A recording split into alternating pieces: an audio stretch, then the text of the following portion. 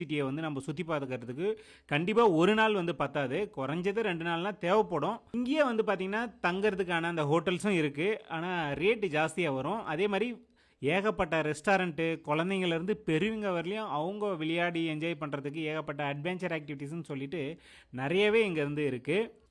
நம்ம ஹைதராபாத் சிட்டிலே வந்து ஒரு இடத்துல ஸ்டே பண்ணிவிட்டு அங்கேருந்து இங்கே வர்றதுக்கு கிட்டத்தட்ட 25 கிலோமீட்டர் வந்து ஆகும். ஒன்று காரில் வரலாம், இல்லைனா கவர்மெண்ட் பஸ் இந்த இடத்துக்கு வருது அதில் வரலாம். அப்படியும் இல்லைனா அதாவது ராமோஜி ஃபிலிம் சிட்டி சார்பிலே வந்து பார்த்திங்கன்னா பஸ் இருக்குது. 350 ரூபா கொடுத்தோம் அப்படின்னா அப் அண்ட் டவுன் ஒரு ஆளுக்கு வந்து பிக்கப் ட்ராப் வந்து பண்ணுவாங்க. அது வந்து டைமிங் பஸ்ஸு தான், அதை பிரகாரம் நம்ம பார்த்து வந்துடணும்.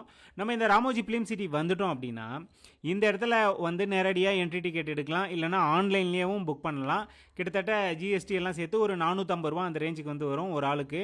குழந்தைங்க அப்படின்னாங்கன்னா ஒருத்தருக்கு 1250 ரூபா அந்த ரேஞ்சுக்கு வந்து வரும். ஒரு சில நாளில் வந்து ஸ்பெஷல் ஆஃபர்னு சொல்லிட்டு அவங்களுடைய வெப்சைட்லேயே மென்ஷன் பண்ணுவாங்க. அந்த மாதிரி டைம் எல்லாம் இன்னும் கம்மியாகவும் கிடைக்கிறதுக்கு வாய்ப்பு இருக்குது. நம்ம என்ட்ரி டிக்கெட் எடுத்துகிட்டு அப்படியே உள்ளே போனோம் அப்படின்னா ஒரு பஸ் வந்து நம்மளை பிக்கப் பண்ணி கூட்டிட்டு போய் அந்த ராமோஜி ஃபிலிம் சிட்டியோட உள்ள ஒரு என்ட்ரன்ஸ் இருக்கும், அங்கே நம்மளை ட்ராப் பண்ணுவாங்க.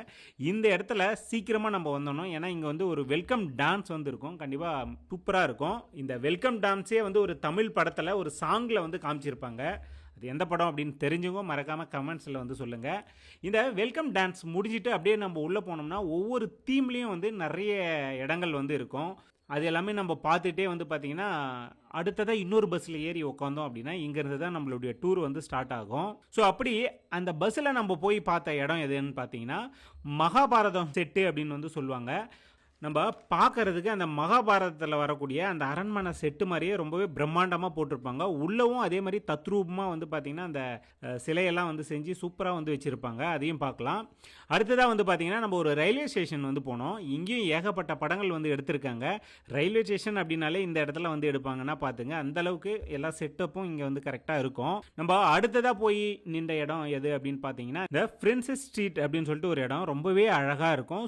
நம்ம அந்த ரோட்டுக்கு 2 பக்கமும் வந்து பார்த்திங்கன்னா சூப்பரான பில்டிங்காக இருக்கும். இந்த ஃபாரின் தீமில் இருக்கக்கூடிய பில்டிங்ஸ் நிறைய இருக்கும். இங்கே வந்து மழை பெய்கிற மாதிரி அந்த ஸ்னோ விழுற மாதிரியான செட்டப்லாம் வந்து போட்டு வச்சுருப்பாங்க, அதுலேயும் வந்து நம்ம பார்க்கலாம்.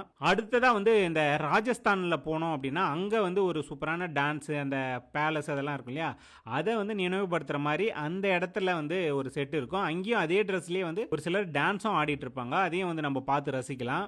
அதுக்கடுத்து வந்து பார்த்திங்கன்னா இந்த ஜப்பானில் இருக்கக்கூடிய அந்த கார்டன் மாதிரியே வந்து இங்கே சூப்பராக செட் பண்ணி வச்சுருப்பாங்க. இது வந்து செயற்கையாக உருவாக்கின ஒரு கார்டன் தான், ஆனால் பார்க்க நேச்சுரலாக இருக்கும்.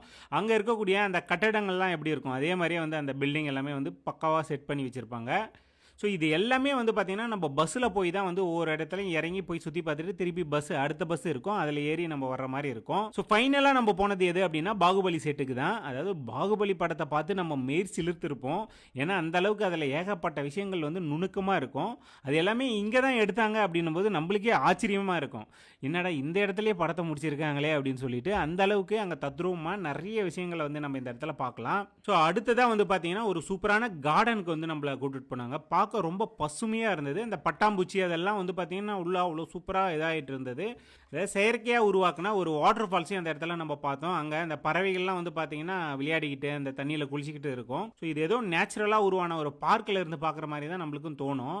அதை பார்த்துட்டு அடுத்ததாக வந்து பார்த்திங்கன்னா புத்தர் குகைன்னு சொல்லிட்டு ஒரு இடம், அதுக்கு உள்ளே நம்ம போய் பார்த்தோம் அப்படின்னா ஏகப்பட்ட புத்த சிலைகள், புத்த சீடர்கள், இந்த மாதிரி நிறையவே வந்து செதுக்கி வச்சுருப்பாங்க. அது எல்லாத்தையுமே நம்மளால் பார்க்க முடிஞ்சது. அடுத்ததாக வந்து பார்த்திங்கன்னா ஒரு ஏர்போர்ட்குள்ளே நம்மளை வந்து கூட்டிகிட்டு போனாங்க. இந்த ஏர்போர்ட் உள்ளே போயிட்டு அப்படியே உள்ளே பார்த்தா ஒரு ஃப்ளைட்டும் இருக்கும். ஸோ ஃப்ளைட்டு உள்ளே போய் நம்ம உட்காந்து ஃப்ளைட்டில் பறக்கிற மாதிரி வந்து பார்த்திங்கன்னா ஃபீல் பண்ணிக்கலாம்.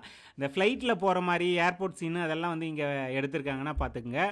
அடுத்தது வந்து இந்த க்ரீன் ஸ்க்ரீனில் வந்து எப்படி வந்து ஒரு படத்தை எடுக்கிறாங்க அப்படின்றத வந்து நம்மளுக்கு நேரடியாக விளக்குற மாதிரி ஒரு இடத்துக்கு கூட்டிகிட்டு போனாங்க. அதையும் நம்ம பார்த்து ஜாலியாக என்ஜாய் பண்ணோம். அடுத்ததாக வந்து பார்த்திங்கன்னா இந்த நிஜ சண்டை காட்சிகள்லாம் வந்து எப்படி இருக்கும், அப்புறம் இந்த துப்பாக்கி சுடுறது, ஏகப்பட்ட இந்த ஆக்ஷன் சீக்வன்ஸ் எல்லாம் வந்து இருக்கக்கூடிய ஒரு